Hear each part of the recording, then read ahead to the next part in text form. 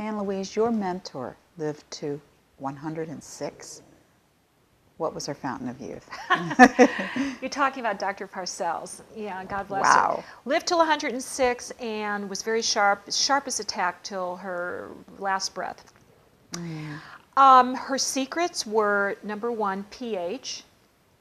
pH were her secrets, and she had a very unusual way of dealing with pH, might I add. All right. She believed that on the cellular level we needed to be a tad acidic, not alkaline. I've heard that, yes. And I think some of the latest cancer research suggests that cancer cells are very alkaline, but they're surrounded by acid tissue. So I think there was something to that. I haven't quite juxtaposed how that works with all the alkaline, the alkaline focus that we have in this day and time. But I can tell you that the Cran water is something that I learned about through much of her work.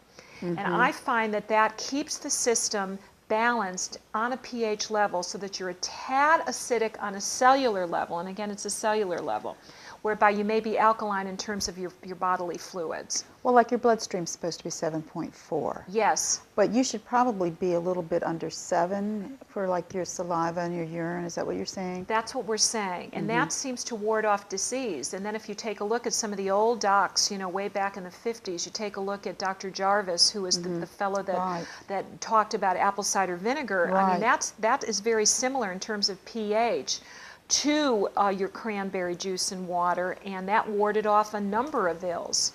We're alkaline by design, but we should be a little acidic by function. Is that what you're saying? That's what I believe I'm saying. And what I have found with people is that if they're not balanced in terms of pH, or if they're too tired, they're usually too alkaline on a cellular level. And so what we do is give them my Cran water. Again, that's that 1 ounce of the unsweetened cranberry juice to 7 ounces of regular water, purified water to be exact. And the other element that you need to do is make sure your glands are functioning properly. I mean, there was an expression years ago, love ain't a gland. And glands are where it's at, I mean, there's that reality. Her belief, and I've seen this true with my own clients, is that we need to balance the adrenals on a daily basis, the thyroid, the thymus, and the spleen. Okay. And that when the adrenals, the thyroid, the thymus, and the spleen are not balanced, then your immunity is impacted and your ability to function in terms of your energy can be severely impacted. So on a daily basis, I tell everybody, you take a thyroid supplement. She was a big believer, as I am, in the protomorphogens in the glandulars from very healthy animals because their DNA and RNA is similar to our own. Okay, the glandulars, all right. I'm a big believer in the glandulars. I've never seen an herb work the way I see the glandulars work. And I see people, again, under the microscope every single day. I love the concept of taking some of these protomorphogens from New Zealand where the animals are healthier. Yes. And so forth.